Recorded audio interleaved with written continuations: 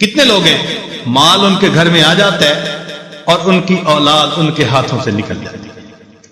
ہمیں کیا پتا کہ کس وجہ سے یہ دعا قبول نہیں ہو رہی. اللہ تعالیٰ پہ بھروسہ رکھیں، اعتماد رکھیں، اس کو اپنے اوپر ماں سے بھی 70 گنا زیادہ مہربان سمجھتے ہوئے سوچیں کہ کوئی نہ کوئی حکمت ہوگی جو من و ان قبول نہیں ہوگی. اور ہمیں کیا پتا کہ اللہ تعالیٰ نے اس دعا کے بدلے کوئی مصیبت سے بچایا ہو. آپ ذرا غور کریں، آپ گاڑی میں جا رہی ہیں اور کئی مرتبہ بس ایکسیڈنٹ ہوتے ہوتے بچتا ہے، تو ممکن ہے آپ کی مانگی ہوئی کسی دعا کے صدقے اللہ تعالیٰ نے آپ کو ایکسیڈنٹ سے بچا لیا. زلزلہ آیا، لاکھوں انسان مرے بھی اور زخمی بھی ہوئے. ہمیں جو اللہ نے اس زلزلے میں بچا لیا، کیا پتا کسی وقت کی مانگی ہوئی کوئی دعا.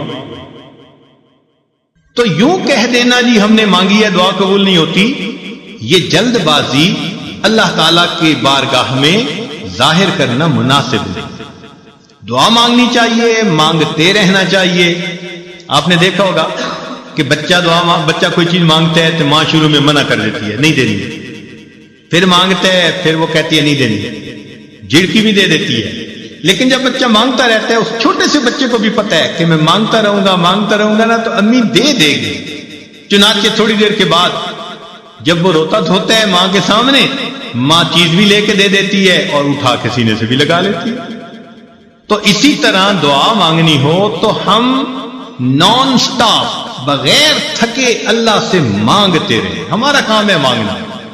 مانگنے کے بعد ہم محروم نہیں رہیں گے، کسی نہ کسی صورت اس کا ریٹرن ہمیں ملے گا. یا تو وہ دعا ویسے قبول، یا اس کے بدلے کوئی بیماری جو ہے نا وہ دور کر دی جائے گی. کیا پتا کہ آپ دعا مانگتی رہیں اور اللہ تعالیٰ نے اس دعا کے بدلے کوئی سکن ڈیزیز ایسی تھی جس سے آپ کو بچا لیا. ورنہ اگر سکن ڈیزیز ہو جاتی اور چہرے پہ داغ دھبے پڑ جاتے تو اتنی محبت کرنے والے خامن صاحب کے بھی رخ بدلے ہوئے ہوتے. اللہ نے آپ کی صحت کو سلامت رکھا، کوئی ایسی بیماری نہیں لگائی، گھر میں الفتوں محبتوں کی زندگی گزارتی پھر رہی ہیں. پتہ نہیں ہے کس کس دعا کا نتیجہ ہے جو اللہ نے آپ کو یہ عزتیں دی ہیں. تو اس لیے دعا مانگنے میں فوراً توقع رکھنا کہ جی ابھی قبول ہو جائے، یہ بندگی کے آداب کے خلاف. جلدی مایوس نہیں ہونا چاہیے. اور پھر ایک بات اس میں اور بھی سمجھ لیں کہ کچھ لوگ دعائیں مانگتے ہیں اور کچھ لوگ دعائیں پڑھتے ہیں. دعا پڑھنے سے دعا قبول نہیں ہوتی، دعا مانگنے سے دعا قبول ہوتی. کیا فرق ہے دونوں میں؟ دعا پڑھنا تو یہ ہوا کہ بس بیٹھے ہیں ربنا آتنا فی دنیا ربنا ظلمنا، بس طوطے کی طرح ٹیپ ریکارڈ جیسے بجتا ہے وہ بج گیا اور پتہ یہ بھی نہیں کہ میں نے کیا مانگا کیا نہیں. چنانچہ ایک مرتبہ ہم نے نماز پڑھی، ہمارے قریبی تعلق والے ساتھ بیٹھے ہوئے تھے. انہوں نے دعا کے بعد اپنے چہرے پہ ہاتھ پھیرے تو میں نے ویسے ہی ان سے پوچھ لیا، میں نے کہا آج دعا میں آپ نے کیا مانگا؟ تو میری طرف دیکھ کے کہتے ہیں حضرت سچ بتاؤ مجھے نہیں یاد. یعنی ابھی اپنے چہرے پہ ہاتھ پھیرا اور ابھی یہ نہیں پتا کہ میں نے اللہ سے کیا مانگا. اتنی غفلت بھری دعا. تو اس کو کہتے ہیں دعائیں پڑھنا. تو دعائیں پڑھنے سے دعائیں قبول نہیں ہوتی، دعائیں مانگنے سے دعائیں. دیکھیے جس فقیر نے آپ سے 1 روپیہ مانگنا ہوتا ہے وہ کپڑے بھی بڑے پھٹے پرانے پہن کے آتا ہے، وہ شکل بھی فقیروں والی بنا کے آتا ہے، اس کے بعد الفاظ بھی بڑے چن چن کے وہ بولتا ہے جو دوسرے کے دل کو ٹچ کرنے والے ہوں. آواز بھی بھرائی ہوئی ہوتی ہے، ہاتھ بھی کانپ رہے ہوتے ہیں. اب دیکھیے جس نے 1 روپیہ مانگنا ہے وہ اتنا کچھ کر کے آپ کے دل کو اپنی طرف متوجہ کرتا ہے. تو جس بندے نے اللہ سے اللہ کو مانگنا ہو پھر اس کو کتنی عاجزی اور فریاد سے اللہ سے مانگنا. آج تو ہم دعا ایسے مانگتے ہیں جیسے اپنے ورکرز کو کام ذمہ لگا رہے ہیں. مثال کے طور پہ عورت دعا مانگے گی، اللہ میری بیٹی کا اچھا رشتہ آ جائے، میرے بیٹے کو نوکری مل جائے، میرا خاوند میرے سامنے اتنا اچھا ہو کہ میرے اشاروں پہ ناچنے لگ جائے. اے اللہ فلاں فلاں ہمارے جو حاسدین ہیں ان کا تو بالکل گھر ہی اجڑ جائے. یعنی ہم ایسے دعا مانگ رہے ہوتے ہیں جیسے کسی ماتحت کو کام ذمے لگا رہے ہوتے ہیں. دعا مانگنا اور چیز ہے اور ماتحت کے ذمے کام لگانا وہ اور چیز ہے. اللہ تعالیٰ ہے.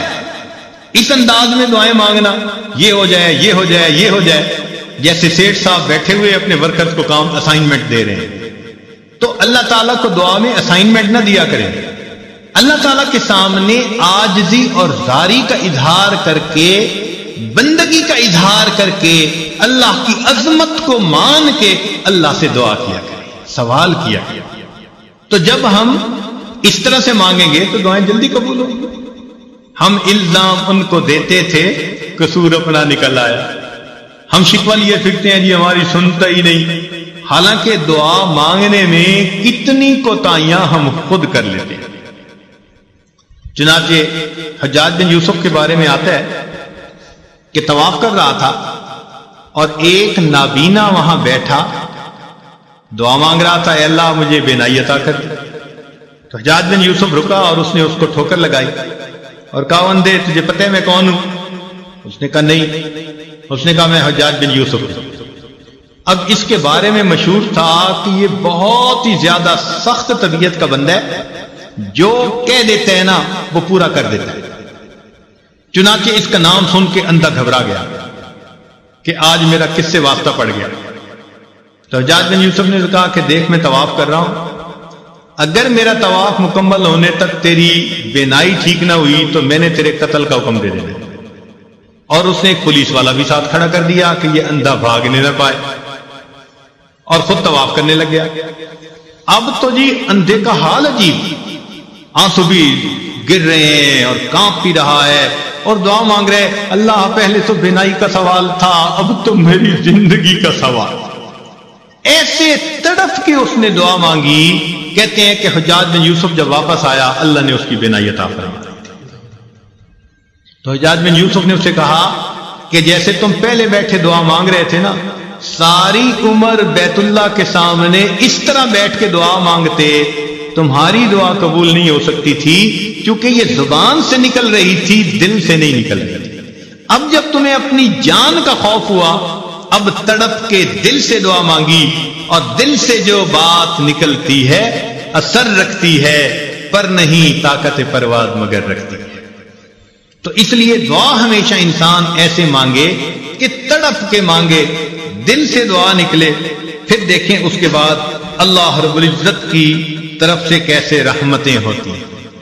ایک بات ذہن میں رکھنا کہ جو شرفاء ہوتے ہیں نا، سخی لوگ ہوتے ہیں، ان سے اگر کوئی تھوڑا بھی مانگے نا تو وہ اپنے مقام کے مناسب زیادہ دیتے ہیں. مثلا اگر کوئی مجھ سے سوال کرے تو ہو سکتا ہے میں اس کو 10 روپے دے دوں، کسی امیر سے سوال کرے وہ 1000 روپیہ دے دے، کسی وزیر سے بات کرے وہ 10,000 دے دے، ملک کے صدر سے جا کر مانگے تو وہ 1,00,000 روپیہ دے دے، اور اگر سعودی عرب کے بادشاہ سے مانگے تو وہ ملین میں دے دے گا، اس لیے کہ اس کا دین اتنی بڑی. تو دنیا کا ہر بندہ اپنی شان کے مطابق دیتا ہے. یہ ذہن میں یاد رکھ لیجئے، اللہ تعالیٰ جب قبول فرماتے ہیں تو بندے کو اپنی شان کے مطابق عطا کرتے ہیں. وہ اتنے کریم پروردگار.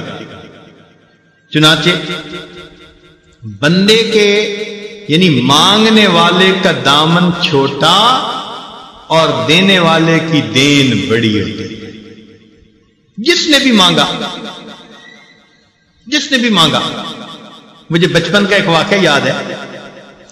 ایک محلے کا دکاندار تھا اور میرے والد صاحب کے ساتھ اس کے بڑے اچھے تعلقات دوستانہ تھے. جب کبھی اس دکاندار سے میں کوئی چیز سودا لینے جاتا تو وہ سودا بھی تول دیتا اور جب وزن پورا ہو جاتا تو کچھ اوپر بھی ڈال دیتا. تو مجھے یہ بات سمجھ میں نہ آتی. بہت چھوٹی عمر تھی تو میں نے ایک دفعہ اپنے ابو سے پوچھا کہ وہ تولتا تو ہے اور جب بالکل وزن پورا ہو جاتا ہے وہ کچھ اوپر بھی ڈال دیتا ہے.